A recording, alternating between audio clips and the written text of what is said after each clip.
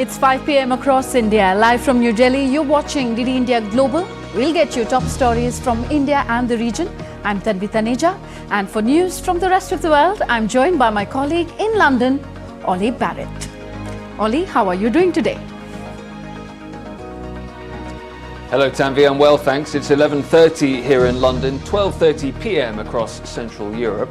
Coming up in the next half an hour, Israeli strikes inside Lebanon, attempts to placate European farmers continue, and Britain's NHS hits an unwelcome record low. First, the headlines. In Baltimore, rescuers lose hope of finding more survivors from the bridge collapse. President Joe Biden hails Indian crew operating the ship for their timely Mayday warning.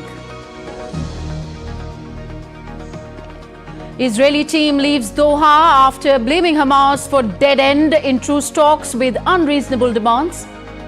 Israeli army strikes Hezbollah targets in Lebanon. India takes strong objection to the remarks of the spokesperson of the US State Department about casting aspersions on Indian judiciary. Says states are expected to be respectful of sovereignty and internal affairs of others. And Thailand moves closer to join Taiwan and Nepal in legalizing same-sex marriages as their parliament overwhelmingly passes a landmark marriage equality bill today.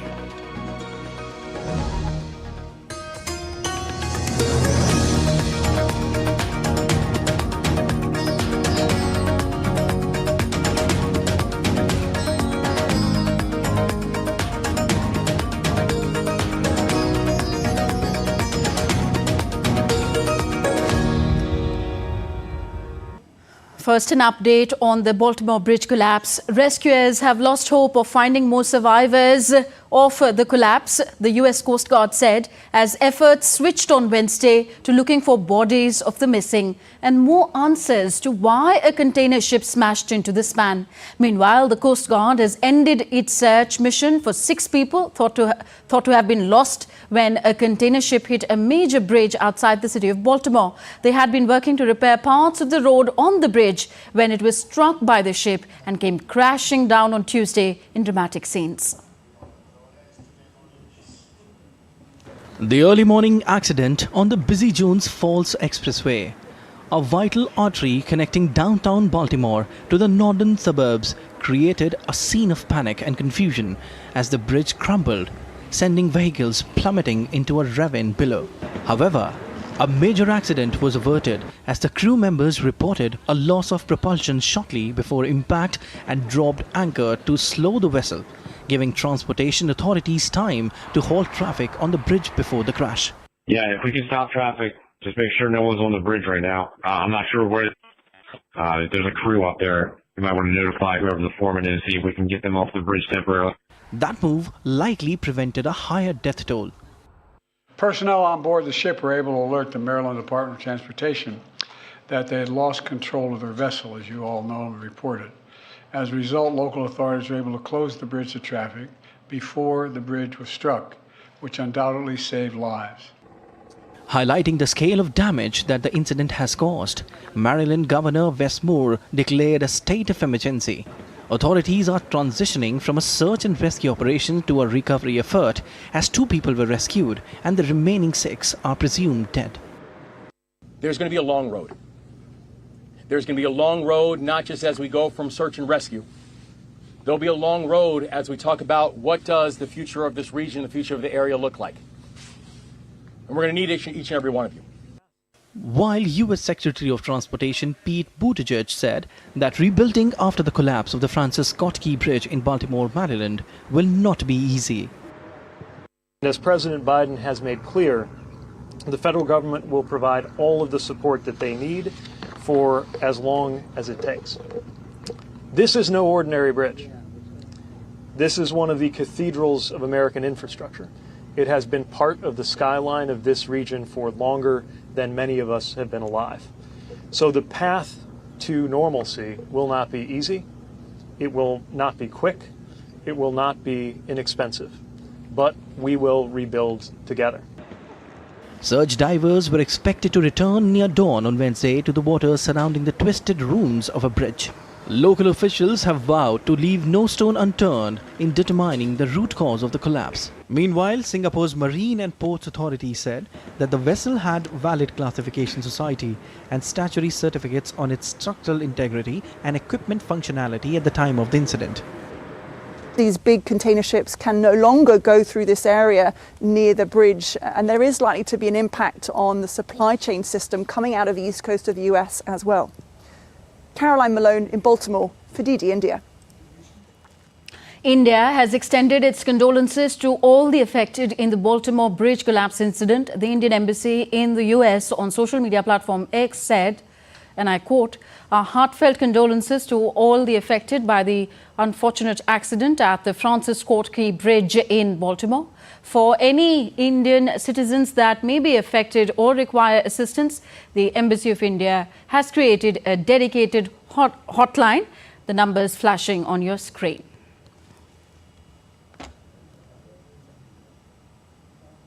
On to West Asia now. Israel has pulled its negotiating team from Qatar after it said ceasefire talks with Hamas reached a dead end. My colleague Ollie Barrett is in London and gives us more on this and other stories making headlines around the world. Ollie, worries over this conflict growing. Well, again, Tanvi, fears of a regional escalation as the Israeli army releases a video showing multiple strikes on Hezbollah infrastructure in Lebanon. The targets included a military compound in Kafr Kela, a weapons storage facility in Hanine, and a building in Beit Yahoun. The video comes as 3 Hezbollah militants were killed in Israeli airstrikes near northeast Lebanon on Tuesday, and at least 7 people were killed in another Israeli strike in southern Lebanon. Meanwhile, Hezbollah claimed it launched dozens of strikes at Kiryat Shmona, an Israeli town over the border, resulting in the death of a factory worker. And DD India's Sarah Coates joins us live now from Tel Aviv for more on this. Sarah, what is the significance of these Israeli strikes in Lebanon? Hello there, Ollie. Really the significance we're talking here about these strikes overnight in southern Lebanon is the Lebanese government claims that this strike in Al-Habariya actually didn't hit Hezbollah infrastructure. What it did hit is a medical facility, and these 7 people that were killed in these overnight strikes, they were reportedly volunteer paramedics, all men in their very early 20s. We do have a condemnation from the Lebanese Health Ministry and also Hezbollah saying that it will further retaliate to this string of strikes, which, as I mentioned, killed those 7 people overnight. Now, today, rocket sirens have been ringing out throughout the morning in northern Israel, a real barrage of rockets sent over from southern Lebanon into northern Israel. A number of roads have been closed to civilian traffic up in the north, and there has been 1 man killed. Some of these rockets that were fired over, they actually made it through the Iron Dome missile defense system, hitting a number of buildings. One of those was a commercial building.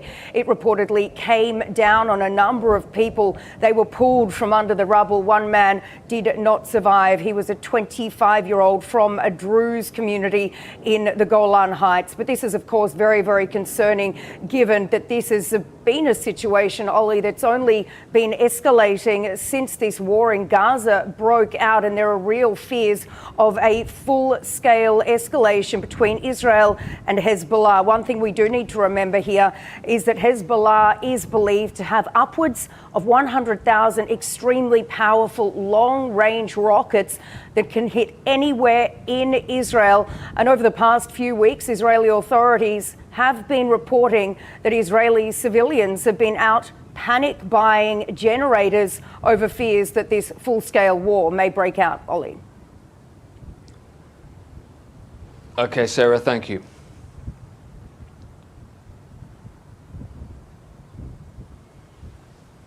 Truce talks between Israel and Hamas fell through as Israel recalled its negotiators from Doha. This after Hamas put forth demands that Israel said were delusional. The Israeli Prime Minister's office says that Hamas's stance indicates it is disinterested in a negotiated deal. Israel has recalled its negotiators from Qatar after calling mediated talks on a Gaza truce as a dead end. Israel said the demands put forth by the Hamas were too delusional to be accepted. The Palestinian group Hamas said it will stick to its original position on reaching a comprehensive ceasefire, which includes the withdrawal of Israeli troops from Gaza, a return of displaced Palestinians, and a real exchange of prisoners. Israel ruled out demands, saying it would eventually resume efforts to dismantle the governance and military capabilities of Hamas. Following the truce talks, the Israeli Defense Force, or IDF, announced the death of Hamas deputy military commander Marwan Issa. The IDF said it carried out a precise military strike that killed the Hamas deputy. Marwan was at the top of Israel's most wanted list and was also behind the group's October 7th attack. The IDF said it will continue to hunt down and reach more Hamas leaders. And again, thanks for coming, and we look forward. Meanwhile, in a meeting with US officials, Israel Defense Minister Yoav Gallant stressed the importance of US-Israeli ties and of maintaining Israel's qualitative military edge in the region.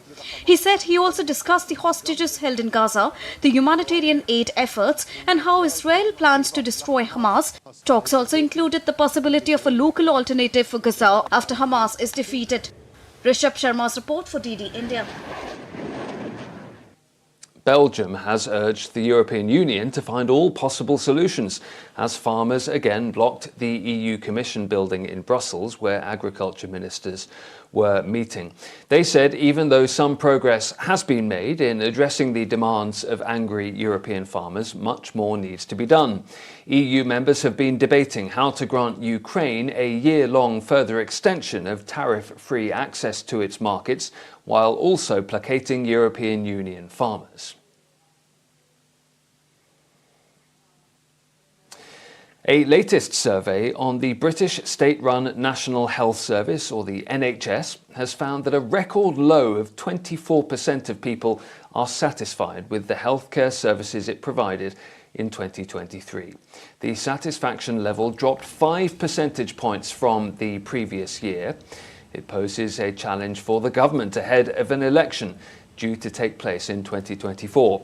Since 2020, healthcare satisfaction is down by 29 percentage points, with long waiting lists for procedures and staff shortages coming up as some of the top concerns.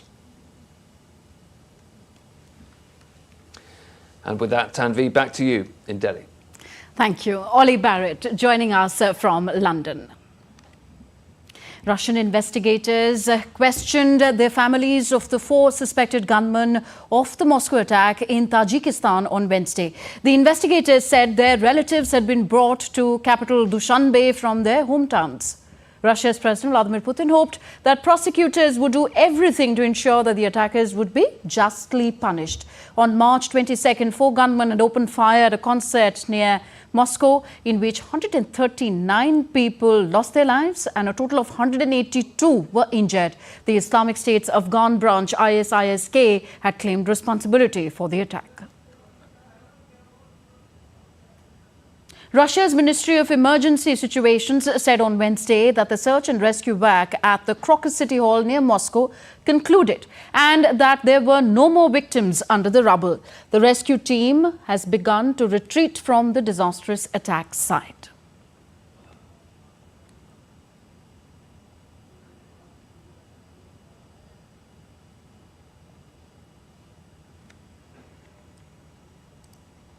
Following the terror attack on a concert hall close to Moscow last week, European countries are experiencing a shockwave. Fear of Islamist attacks is on the rise in the continent. Italy and France have raised their security levels. And with me here to talk about the impact of the attacks in Germany is DW correspondent Mari Sinha in Berlin. Mari, what's been the reaction to the Moscow terrorist attack in Europe, particularly Germany? The threat of Islamist terrorism in Germany remains acute. That's according to the German Interior Minister Nancy Faeser. An emphasis here really is on the word remains, because Germany has been on high alert since the October 7th attack by Hamas on Israel last year. That's because Hamas has been calling on its followers to carry out attacks, including here in Germany. So authorities and security personnel had been on guard even before this incident. But overall, the attack on the outskirts of Moscow has sent a big shockwave around the country here in Germany. The people I've been speaking to say that they don't feel unsafe fundamentally, but that this attack has made terrorism threats front of mind again. And on top of that, the attack has heightened concerns around the European Football Championship, which Germany is hosting this coming summer.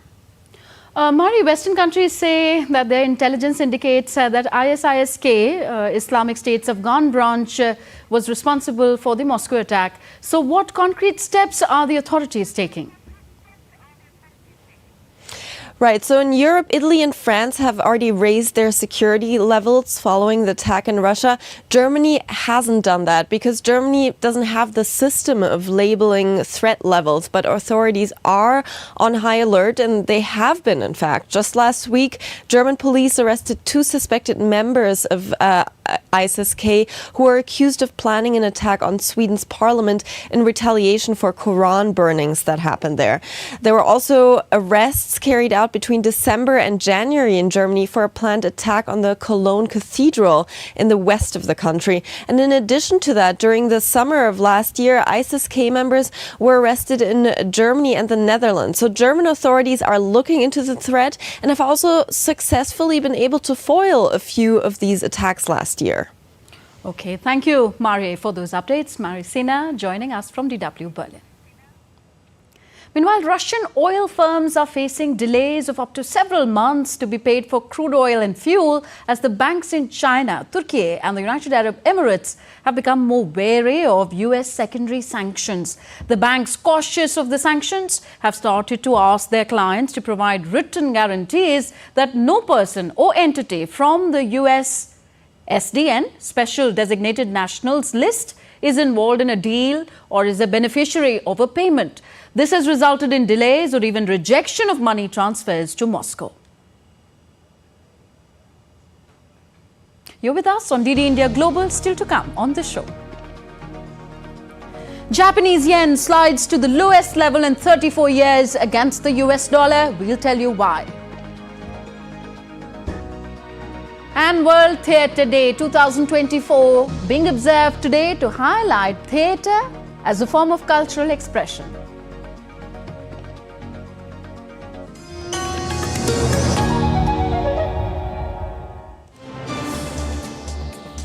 Voice of a rising aspirational world. Stories of challenges, struggles and accomplishment. A world battling conflict, hunger and poverty. Embracing growth, development, science and technology. A voice of progress, a voice of unity. Watch Voice of the Global South with me, Akshay Dongre, only on DD India.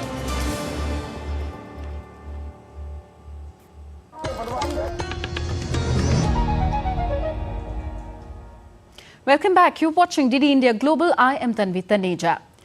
Back to India, the Minister of Foreign Affairs of Ukraine, Dmitry Kuleba, will be arriving in New Delhi on Thursday for a 2-day official visit at the invitation of the External Affairs Minister of India. During his visit, Foreign Minister Kuleba will have a number of engagements, including official meetings with the External Affairs Minister and Deputy National Security Advisor. The discussion will pertain to the bilateral partnership and cooperation on regional and global issues of mutual interest. He is also expected to interact with the business community.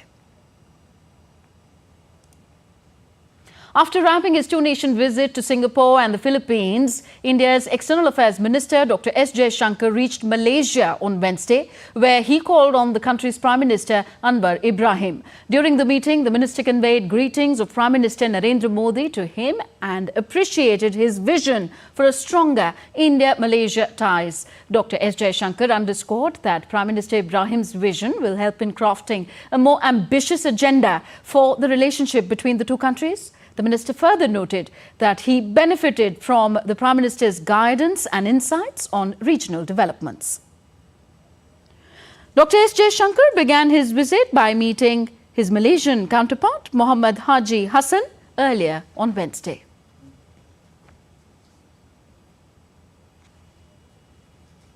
Now, India has strongly objected to the remarks of the US State Department spokesperson about certain legal proceedings in India. In a statement, India's Ministry of External Affairs said, "In diplomacy, states are expected to be respectful of the sovereignty and internal affairs of others.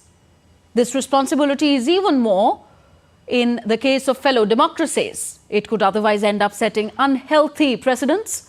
India's legal processes are based on an independent judiciary which is committed to objective and timely outcomes. Casting aspersions on that is unwarranted." On Wednesday, US's acting Deputy Chief of Mission, Gloria Babena, was summoned by the External Affairs Ministry in New Delhi. The meeting lasted for approximately 45 minutes. China's embassy in Pakistan demanded investigations into an attack by a suicide bomber that killed Chinese engineers working on a dam project. On Tuesday, a suicide bomber rammed a vehicle into a convoy of Chinese engineers working on a dam project in northwest Pakistan, killing 6 people. It is the third major attack on Chinese interest in the South Asian country in a week.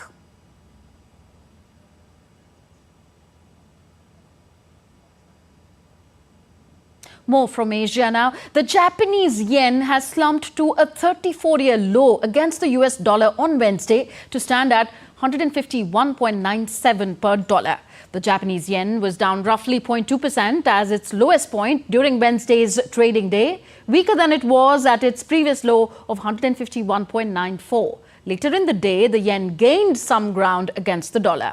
Although the Bank of Japan hiked rates for the first time in 17 years last week, the yen's weakness has persisted as the central bank has stressed that it will maintain its dovish stance for the time being. And now we take a look at what else is happening across the world.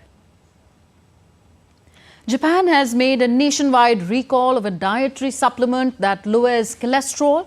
The move has been taken amid concerns that it could be linked to 2 deaths and over 100 hospitalizations.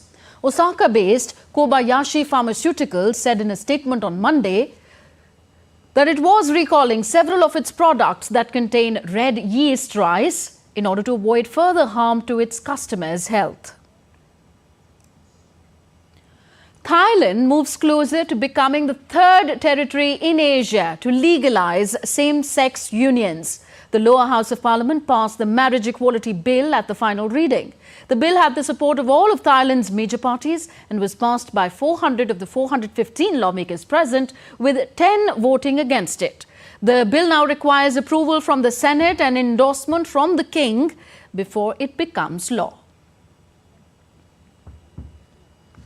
Today is World Theatre Day. The day is an international celebration of theatre being observed annually on this date, March 27th. It serves as an occasion to promote the art of theatre and its importance in cultural expression, social dialogue and human connection. Theatre as an art form has evolved significantly over time, reflecting changes in society, technology, and artistic expression. World Theatre Day highlights the value of theatre as a form of artistic expression and communication.